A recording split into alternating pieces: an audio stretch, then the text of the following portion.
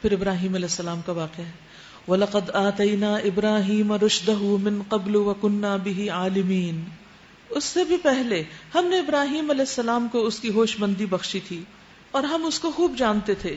یاد کرو وہ موقع جبکہ اس نے اپنے باپ اور اپنی قوم سے کہا تھا کہ یہ مورتیں کیسی ہیں جن کے تم لوگ گرویدہ ہو رہے ہو؟ انہوں نے جواب دیا، ہم نے اپنے باپ دادا کو ان کی عبادت کرتے پایا ہے۔ اس نے کہا، تم بھی گمراہ ہو اور تمہارے باپ دادا بھی سری گمراہی میں پڑے ہوئے تھے۔ انہوں نے کہا، کیا تو ہمارے سامنے اپنے اصلی خیالات پیش کر رہا ہے یا مذاق کرتا ہے؟ اس نے جواب دیا، نہیں، بلکہ فی الواقع تمہارا رب وہی ہے جو زمین اور آسمانوں کا رب اور ان کا پیدا کرنے والا ہے۔ اس پر میں تمہارے سامنے گواہی دیتا ہوں، اور اللہ کی قسم میں تمہاری غیر موجودگی میں ضرور تمہارے بتوں کی خبر لوں گا۔ چنانچہ اس نے ان کو ٹکڑے ٹکڑے کر دیا اور صرف ان کے بڑے کو چھوڑ دیا تاکہ شاید وہ اس کی طرف رجوع کرے، اس سے پوچھے۔ انہوں نے آ کر بتوں کا یہ حال دیکھا تو کہنے لگے، ہمارے الہوں کا یہ حال کس نے کر دیا؟ بڑا ہی کوئی ظالم تھا۔ بعض لوگ بولے، ہم نے ایک نوجوان کو ان کا ذکر کرتے سنا تھا جس کا نام ابراہیم ہے۔ انہوں نے کہا، تو پکڑ لاؤ اسے سب کے سامنے تاکہ لوگ دیکھ لیں کہ اس کی کیسے خبر لی جاتی ہے۔ ابراہیم علیہ السلام کے آنے پر انہوں نے پوچھا، کیوں ابراہیم، تو نے ہمارے خداؤں کے ساتھ یہ حرکت کی ہے؟ اس نے جواب دیا، بلکہ یہ سب کچھ ان کے اس سردار نے کیا ہے، انہی سے پوچھ لو اگر یہ بولتے ہو۔ یعنی یہ جو بڑا چھوڑ دیا تھا وہ تو اس کی طرف اشارہ کیا، اس سے پوچھ لو۔ یہ سن کر وہ لوگ اپنے ضمیر کی طرف پلٹے اور اپنے دلوں میں کہنے لگے، واقعی تم خود ہی ظالم ہو۔ یعنی ان کو سمجھ آ گئی بات کہ وہ غلط کر رہے ہیں، دلیل ان کو سمجھ میں آ گئی، لیکن انہوں نے اس سے کوئی سبق نہ سیکھا۔ ثم نکسوا علی رؤوسہم، مگر پھر ان کی مت پلٹ گئی اور بولے، تو جانتا ہے کہ یہ بولتے نہیں ہیں۔ وہ جب بولتے نہیں تو پھر الہ کیسے ہو گئے؟ ابراہیم علیہ السلام نے کہا، پھر کیا تم اللہ کو چھوڑ کر ان چیزوں کو پوج رہے ہو جو نہ تمہیں نفع پہنچانے پہ قادر ہے نہ نقصان؟ تف ہے تم پر اور تمہارے ان معبودوں پر جن کی تم اللہ کو چھوڑ کر بندگی کرتے ہو، کیا تم کچھ بھی عقل نہیں رکھتے؟ انہوں نے کہا، جلا ڈالو اس کو اور حمایت کرو اپنے خداؤں کی اگر تمہیں کچھ کرنا ہے۔ یعنی دلیل کے جواب میں جب ناکام ہوئے تو دھمکی دینی شروع کر دی۔ عام طور پر لوگ ایسا ہی کرتے ہیں کہ جب ان کو آرام سے سمجھانے کی کوشش کریں اور ان کے پاس اس کا جواب نہ ہو تو پھر وہ ڈانٹ ڈپٹ شروع کر دیتے، اور ڈانٹ ڈپٹ سے ٹھنڈے نہ ہو تو پھر مار پٹائی شروع کر دیتے۔ تو یہ ایک یعنی کہ رذیل ہٹ کنڈا ہوتا ہے بات منوانے کا، بلیک میل کرنے کا۔ انہوں نے کہا، جلا ڈالو اس کو اور حمایت کرو اپنے خداؤں کی اگر تمہیں کچھ کرنا ہے۔ ہم نے کہا، اے آگ ٹھنڈی ہو جا اور سلامتی بن جا ابراہیم پر۔ وہ چاہتے تھے کہ وہ ابراہیم کے ساتھ برائی کریں مگر ہم نے ان کو بری طرح ناکام کر دیا۔ وَأَرَادُوا بِهِ كَيْدًا فَجَعَلْنَاهُمُ الْأَخْسَرِينَ، سب سے زیادہ ناکام ہونے والے وہ تھے، کیونکہ ابراہیم علیہ السلام کو اللہ تعالیٰ کی مدد آ گئی۔ ابن عباس کہتے ہیں، ابراہیم علیہ السلام کو جب آگ میں ڈالا گیا تو ان کا آخری کلمہ یہ تھا، حسبی اللہ ونعم الوکیل، مجھے اللہ کافی ہے اور وہ بہترین کارساز ہے۔ اور کہتے ہیں کہ زمین کے سب جانوروں نے آگ بجھانے میں اپنا حصہ ڈالا سوائے گرگٹ کے۔ آپ صلی اللہ علیہ وسلم نے فرمایا، ابراہیم علیہ السلام کو جب آگ میں ڈالا گیا تو زمین کے ہر جانور نے آگ بجھانے کی کوشش کی۔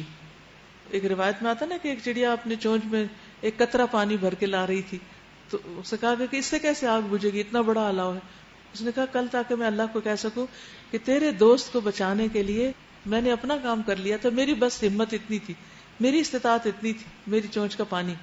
تو اسی طرح ہم سب کے بھی وسائل تھوڑے تھوڑے ہوتے ہیں، تو ہماری چونچ میں بھی جتنا پانی ہے وہ دین کے دفاع میں لگا دینا چاہیے، اس کو بچا بچا کے نہیں رکھنا چاہیے، جو کچھ ہمیں آتا ہے اس کو استعمال کریں۔ وَنَجَّيْنَاهُ وَلُوطًا إِلَى الْأَرْضِ الَّتِي بَارَكْنَا فِيهَا لِلْعَالَمِينَ، اور ہم اسے اور لوط کو بچا کر اس سرزمین کی طرف نکال لے گئے جس میں ہم نے دنیا والوں کے لیے برکتیں رکھی ہیں، یعنی شام اور فلسطین کی زمین۔ اس کی برکتیں مادی بھی ہیں اور روحانی بھی ہیں۔ وہاں بکثرت پھل پیدا ہوتے ہیں اور بہترین قسم کے پھل پیدا ہوتے ہیں۔ یہاں پاکستان میں تو چونکہ امپورٹ ہو کر آتے نہیں، جو پھل باہر کے ملکوں میں فلسطین اور اب موجودہ اسرائیل کی طرف سے ایکسپورٹ ہوتا ہے اس کی کوالٹی دیکھنے کے لائق ہوتی ہے۔ تو ہر زمین کے اوپر مختلف طرح کے پھل لگتے ہیں نا. مثلاً آپ نے دیکھا ہوگا کچھ علاقوں میں بیر بڑے بڑے اگتے ہیں اور کچھ علاقوں میں وہی کوالٹی اگر کسی کام کے نہیں. جیسے زیتون اگر اس کے اصل جگہ پر لگایا جائے تو وہ بہترین اگتا ہے, اور اگر ہم یہاں پاکستان میں لگانے کی کوشش کریں تو بالکل چھوٹے چھوٹے بے رنگ سے پودے یا پھل نکلتے ہیں اس سے. تو بعض زمینیں بعض کے مقابلے میں بعض پھلوں کے لیے پھولوں کے لیے زیادہ مناسب ہوتی, اور اسی طرح انسانوں کے لیے بھی بعض ماحول بعض کے مقابلے میں زیادہ فائدہ مند ہوتے ہیں, ان میں وہ زیادہ فلرش کرتے ہیں, زیادہ پھلتے پھولتے ہیں. تو آپ کو اپنے بارے میں بھی جائزہ لینا چاہیے کہ میں کہاں کب کس وقت کیسے زیادہ پروڈکٹیو ہوتی ہوں, کس وقت میں زیادہ بہتر کام کرتی ہوں. بالکل ارلی مارننگ یا پھر دوپہر کے وقت یا گھر میں جا کے یا الہدا کے اندر. تو اپنے دن کا وہ حصہ جس پر آپ خوش ہوتے ہیں, مطمئن ہوتے ہیں کہ بہت اچھے کام میں گزرا, اور آپ سمجھتے ہیں واقعی آپ نے کچھ کیا, تو وہ کیا ہوتا ہے اس کو بھی ذہن میں رکھیے, کیونکہ اس وقت کی برکت ہوتی ہے, بعض اوقات اس کام کی برکت ہوتی ہے, اس جگہ کی برکت ہوتی ہے. اس وقت کلام اللہ کی برکت ہے. تو اللہ سبحانہ وتعالیٰ نے بعض کلام بابرکت بنائے ہیں, بعض جگہیں بابرکت بنائی. اور برکت کا مطلب کیا ہوتا ہے؟ خیر کثیر, یعنی بہت زیادہ اس جگہ پر خیر ڈال دی. بعض دن, بعض راتیں, بعض مہینے ایسے ہوتے ہیں کہ ان میں عام دنوں کی نسبت بہت ساری عبادت ہو جاتی ہے. وَوَهَبْنَا لَهُ إِسْحَاقَ, اور ہم نے اسے اسحاق عطا کیا, اور یعقوب اس پر مزید یعنی پوتا بھی دیا, اور ہر ایک کو صالح بنایا, اور ہم نے ان کو امام بنا دیا. سب امام تھے, لیڈرز, جو ہمارے حکم سے رہنمائی کرتے تھے, یعنی منمانی نہیں کرتے تھے, ہماری بات کے مطابق آگے بتاتے. اور ہم نے انہیں وحی کے ذریعے نیک کاموں کی اور نماز قائم کرنے اور زکوٰۃ دینے کی ہدایت کی, اور وہ سب ہمارے عبادت گزار تھے. وَكَانُوا لَنَا عَابِدِينَ, اللہ تعالیٰ نے ان کو سرٹیفکیٹ دے دیا کہ واقعی وہ اپنی زندگیوں کا مقصد پورا کر رہے تھے.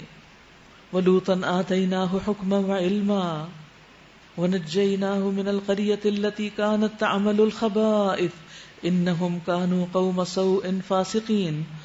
اور لوط علیہ السلام کو ہم نے حکم اور علم بخشا, اور اسے اس بستی سے بچا کر نکال دیا جو بدکاریاں کرتی تھی, یعنی سدوم کے علاقے سے. در حقیقت وہ بڑی ہی بری فاسق قوم تھی. اور لوط علیہ السلام کو ہم نے اپنی رحمت میں داخل کیا, وہ صالح لوگوں میں سے تھا, نیک لوگوں میں سے. لوط علیہ السلام کو بھی اللہ تعالیٰ نے سرٹیفکیٹ دے دیا. وَنُوحًا إِذْ نَادَىٰ مِن قَبْلُ فَاسْتَجَبْنَا لَهُ فَنَجَّيْنَاهُ وَأَهْلَهُ مِنَ الْكَرْبِ الْعَظِيمِ. اور یہی نعمت ہم نے نوح علیہ السلام کو دی, یاد کرو, جبکہ ان سب سے پہلے اس نے ہمیں پکارا تھا, ہم نے اس کی دعا قبول کی, اور اسے اور اس کے گھر والوں کو کرب عظیم سے نجات دی, یعنی کرب سے نجات دی. کرب کیا ہوتا ہے؟ ایسی کیفیت جس میں انسان بہت بے چین ہوتا ہے, پریشان ہوتا ہے, دکھی ہوتا ہے, فزیکلی یا اسپرچولی یا ایموشنلی ڈاؤن ہوتا ہے. تو ایسے وقت میں انسان کو اللہ سے دعا کرنی چاہیے. اسماء بنت امیس بیان کرتی ہیں کہ رسول اللہ صلی اللہ علیہ وسلم نے مجھے فرمایا, کیا میں تمہیں ایسے کلمات نہ سکھا دوں جو تم پریشانی کی صورت میں پڑھا کرو؟ اللہ اللہ ربی لا اشرک بہ شیئا, اللہ اللہ ہی میرا رب ہے, میں اس کے ساتھ کسی کو شریک نہیں ٹھہراتی. یعنی جب دل بے چین ہو تو یہ دعا پڑھتے رہیں. پھر نبی صلی اللہ علیہ وسلم کرب کے وقت یہ فرمایا کرتے تھے, لا الہ الا اللہ العظیم الحلیم, لا الہ الا اللہ رب العرش العظیم, لا الہ الا اللہ رب السماوات و رب الارض و رب العرش الکریم. اس اللہ کے سوا کوئی معبود نہیں جو بڑا عظیم اور بردبار ہے, اس اللہ کے سوا کوئی معبود نہیں جو عرش عظیم کا مالک ہے, یعنی سب کچھ کر سکتا ہے, ہر چیز اس کے قبضہ قدرت میں ہے. اس اللہ کے علاوہ کوئی معبود نہیں جو زمین و آسمان اور عرش کریم کا رب ہے. ایک دفعہ عرش عظیم کہا گیا, دوسری دفعہ عرش کریم کہا گیا, یعنی عرش کی صفت یہاں بیان کر کے ایک طرح سے دعا کی گئی. تو نیکسٹ ٹائم جب کبھی کوئی پریشانی ہو, بے چینی ہو, تو کیا کریں گے؟ دعا کریں گے. اچھا اس وقت دعا یاد نہیں آتی, یاد بھی بھول جاتی ہے, پھر کیا کریں گے؟ پھر کیا کریں گے؟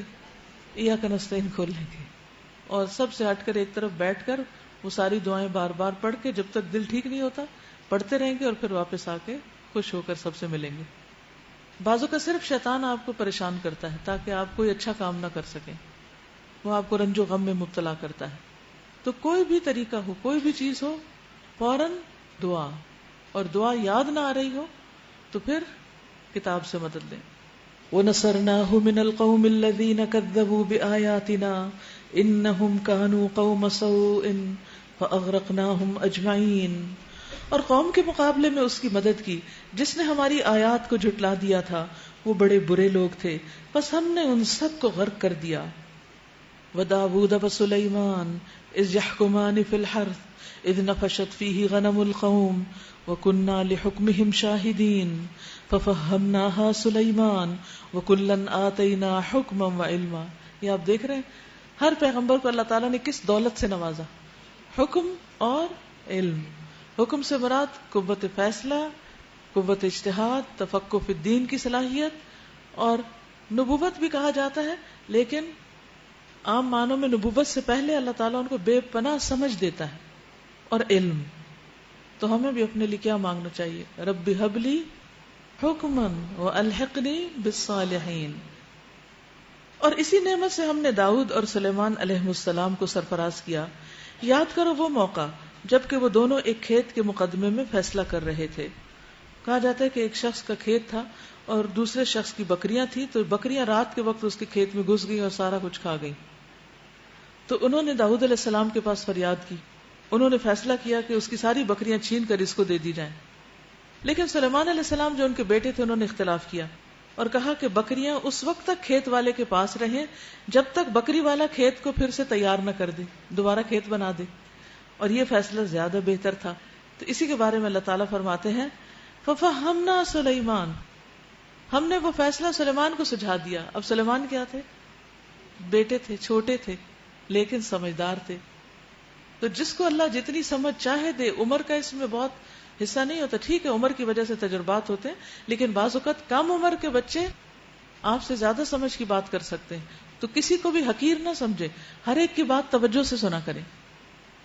نبی صلی اللہ علیہ وسلم کی سنتوں میں سے ایک سنت بات کو توجہ سے سننا، اپنے جسم کو اس شخص کی طرف موڑ لینا جو آپ سے بات کر رہا ہو. اگر یہ کرنا شروع کر دیں تو آپ دیکھیں گے بہت سے لوگوں سے آپ کے ریلیشن شپ بہت اچھے ہو جائیں گے. اچھے ریلیشن شپ کی علامت ہے.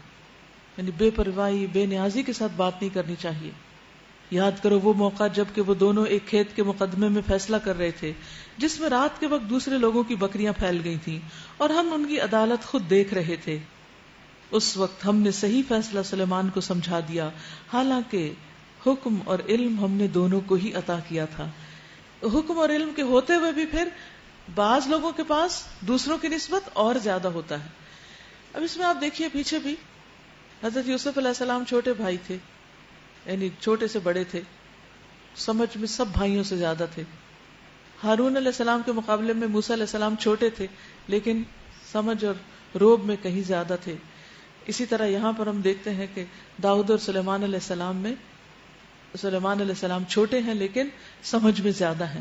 تو کبھی کسی کو چھوٹا سمجھ کر نظر انداز نہ کریں.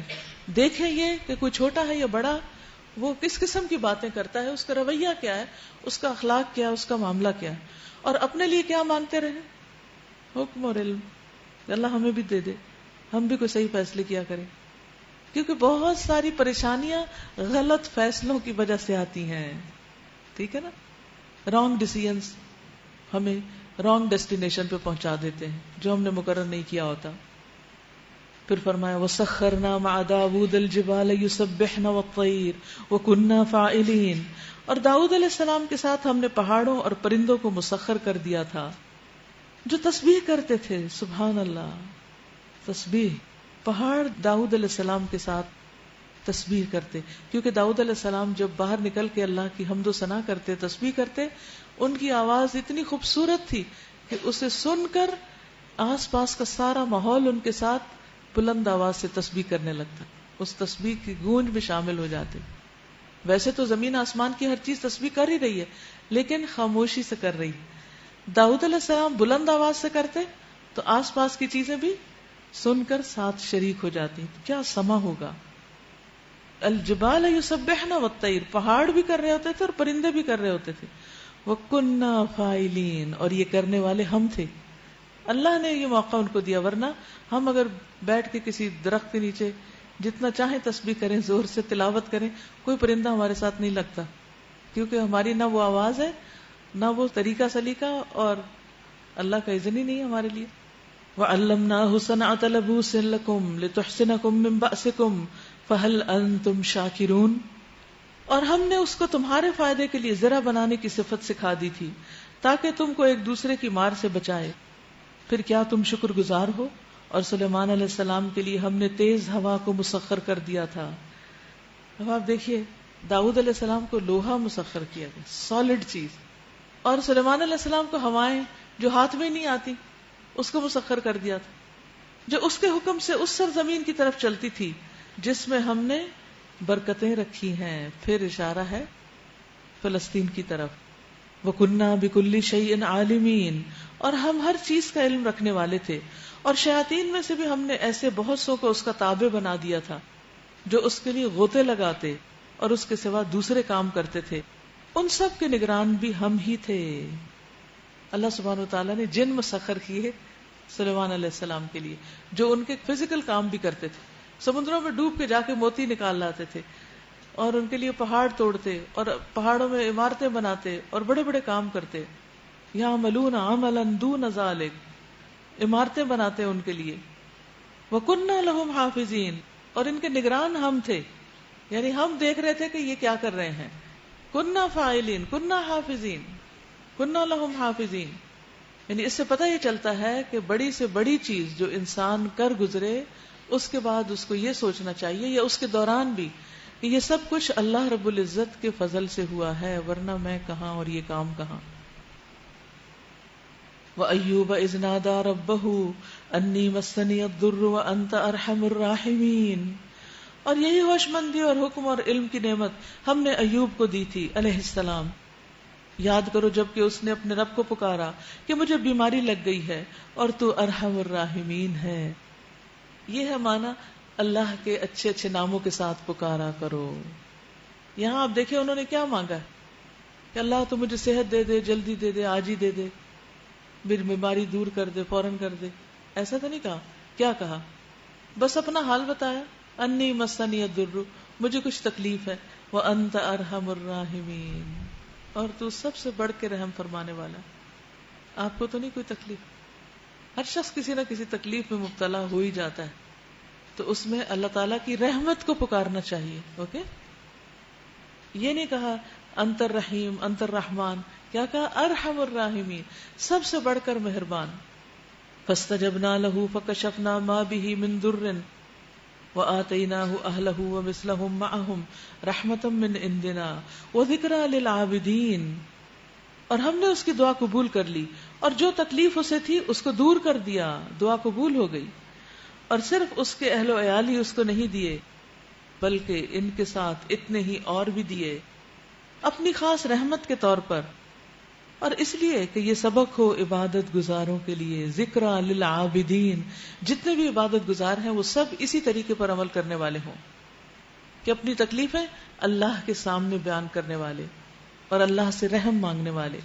واسماعیل وادریس وذوالکفل کل من الصابرین. اور یہی نعمت اسماعیل اور ادریس اور ذوالکفل کو دی تھی، یہ بھی ایک پیغمبر ہیں، کہ یہ سب لوگ صابر لوگ تھے. کل من الصابرین. وَأَدْخَلْنَاهُمْ فِي رَحْمَتِنَا إِنَّهُمْ مِنَ الصَّالِحِينَ. ہم نے انہیں اپنی رحمت میں داخل کر لیا کہ وہ صالحوں میں سے تھے، نیک لوگوں میں سے تھے. تو جو نیک ہوتا ہے اللہ تعالیٰ اس کو خاص رحمت سے نوازتا ہے، ورنہ اس کی رحمت تو عام ہے سب کے لیے. وَذَنُّونِ إِذْ ذَهَبَ مُغَاضِبًا. اور مچھلی والے کو بھی ہم نے نوازا. یاد کرو جب کہ وہ بگڑ کر چلا گیا تھا غضبناک ہو کر، اور سمجھا تھا کہ ہم اس پر گرفت نہیں کریں گے. یعنی انہوں نے خیال کیا کہ قوم پر اب عذاب آنے ہی والا ہے، اس لیے میں پہلے ہی چلا جاتا ہوں، اب ان کو تو ختم ہونا ہی ہونا ہے. تو چند لمحے اور صبر نہیں کی، جلدی کی. فظن ان لن نقدر علیہ. تو انہوں نے سمجھا کہ ہم اس پر قادر نہیں، ہم اس کی گرفت نہ کریں گے، ہم پکڑیں گے نہیں. تو کیا ہوا؟ وہ وہاں سے چلتے چلتے سمندر کے کنارے پہنچے، کشتی میں بیٹھے اور کشتی سے سمندر کے اندر گرا دیے گئے. اور پھر وہ مچھلی کے پیٹ تک پہنچ گئے جو خود بھی اندھیرا تھا، اور اوپر سے سمندر کے اندھیرے، اور مچھلی ان کو لے کے وہ نیچے چلی گئی.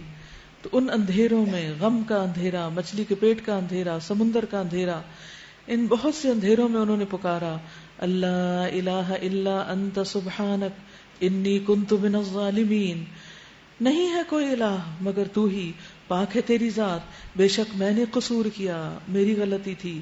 تب ہم نے اس کی دعا قبول کی اور غم سے اس کو نجات بخشی، اور اسی طرح ہم مومنوں کو بچا لیا کرتے ہیں، اسی طرح ہم مومنوں کو بچا لیا کرتے ہیں۔ یاد رکھیے کہ انسان کے اوپر پکڑ اس کی غلطیوں کی وجہ سے آتی ہے، لیکن ہم جب پکڑے جاتے ہیں تو پھر اپنی غلطی کو بھول جاتے ہیں، ہم دوسروں کو بلیم کرنے لگتے ہیں۔ تو سب سے پہلا کام کسی بھی مشکل کے وقت میں کیا کرنا چاہیے؟ اپنی غلطی کو یاد کرنا چاہیے، اور آپ یقین کیجئے کہ اگر آپ کی نیت درست ہوگی، اللہ سبحانہ وتعالی بالکل صحیح طرح آپ کے سامنے پورا آپ کا قصور لا کے رکھ دیں گے، یہ غلطی کی تھی تم نے، وہ غلطی جو آپ کو بھول چکی ہوگی وہ آپ کے سامنے آ جائے گی کہ اچھا یہ غلطی کی تھی میں نے، انا للہ و انا الیہ راجعون۔ تو پھر خاص طور پر وہ غلطی جب یاد آئے اس کو سامنے رکھ کر دعائیں کریں تو دعائیں جلدی قبول ہوں گی، کیونکہ آیت کریمہ کا مقصد یہی ہے۔ لیکن ہم نے آیت کریمہ کا مقصد اور طریقہ کار کیا بنا لیا کہ جنہوں نے قصور کیا ہوتا ہے وہ تو آیت کریمہ پڑھتے نہیں، گھیر گھار کے محلے سے لوگ اکٹھے کر لیتے اور وہ بھی بیزار ہو کر بیٹھ کر تسبیحاں پڑھتے رہتے ہیں، اور بےچارے معصوم وہ اپنے آپ کو گناہگار قرار دیتے رہتے ہیں کہ ہم گناہگار ہیں، اور گھر والے کیا کرتے ہیں؟ سموسے تلتے رہتے ہیں، کھانے پکاتے رہتے ہیں۔ اسی لیے پھر سارے محلے کے مسئلے حل ہو جاتے ہیں اور جس نے بلایا ہوتا ہے اس کے وہیں کے وہیں ہوتے ہیں۔ تو اس لیے صحابہ نے، نبی صلی اللہ علیہ وسلم نے جتنے بھی مسائل آئے، جنگ احد گزری یا جنگ حنین گزری یا صلح حدیبیہ کا موقع آیا، کبھی بھی سب کو بٹھا کے آیت کریمہ نہیں پڑھا۔ تو اس طرح پڑھنے کی بجائے کیا کریں؟ اکیلے، بالکل جیسے یونس علیہ السلام نے مچھلی کے پیٹ میں اکیلے پڑھا تھا نا، ایسے ہی کہیں اکیلے بیٹھ کر اس کو پڑھیں، اور جب یہ کہیں نا انی کنت من الظالمین تو یو مین اٹ، کہ واقعی میں نے غلطی کی ہے اس لیے مجھے تکلیف آئی ہے، تو اللہ سبحانہ وتعالی ضرور سنیں گے۔ فاستجبنا له ونجيناه من الغم وكذلك ننجي المؤمنين، ہم نے اس کی دعا قبول کر لی اور غم سے اس کو نجات بخشی، اور اسی طرح ہم مومنوں کو بچاتے ہیں۔ نبی صلی اللہ علیہ وسلم نے فرمایا کیا میں تمہیں ایسی دعا نہ بتاؤں کہ جب کسی رنج و الم اور آزمائش میں مبتلا آدمی اس کو پڑھے تو اس کی تکلیف دور ہو جائے؟ کہا گیا کیوں نہیں؟ فرمایا وہ مچھلی والے کی دعا ہے، لا الہ الا انت سبحانک انی کنت من الظالمین۔ اور ایک اور روایت میں آتا ہے کہ جو مسلمان اس دعا کے ذریعے کوئی چیز مانگتا ہے، جو مسلمان اس دعا کے ذریعے کوئی چیز مانگتا ہے تو اللہ تعالیٰ اس کا سوال پورا کر دیتا ہے۔ ابھی ایک دفعہ یہ پڑھیے اور کوئی دعا کیجیے۔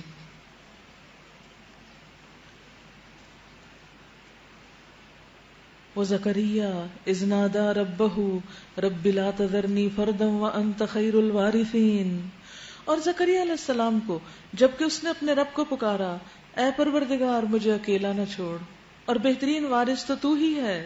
بس ہم نے اس کی دعا قبول کر لی اور اسے یحییٰ عطا کیا، اور اس کی بیوی کو اس کے لیے درست کر دیا۔ درست کر دیا یعنی کوئی بھی کپل جو بیمار بھی ہو تو اللہ تعالیٰ اس کو درست کر سکتا ہے، کہاں یہ کہ جو درست ہو اور اولاد نہ ہو رہی ہے تو اللہ اس کو اولاد نہ دے۔ یہی آیت کریمہ پڑھ کر اور قبولیت والی دعائیں پڑھ کر دعا کرنی چاہیے۔ یہ لوگ نیکی کے کاموں میں دوڑ دھوپ کرتے تھے، ان کا سارا پیشن، ان کی خوشی، ان کا شوق کیا تھا؟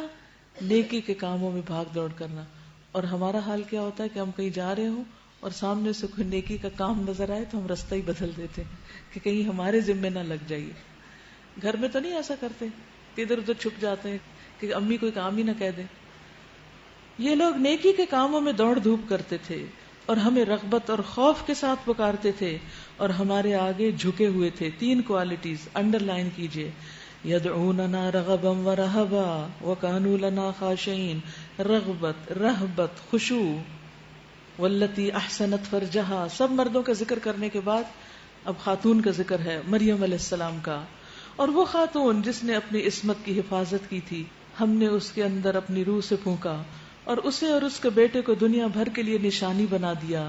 تو اس سے کیا پتہ چلتا ہے کہ عورت کے لیے سب سے اہم چیز اس کی عزت و عصمت ہے، جس کی حفاظت اس کو کرنا ہے، اور اس کی آزمائش بھی عموماً اسی راستے سے آتی ہے۔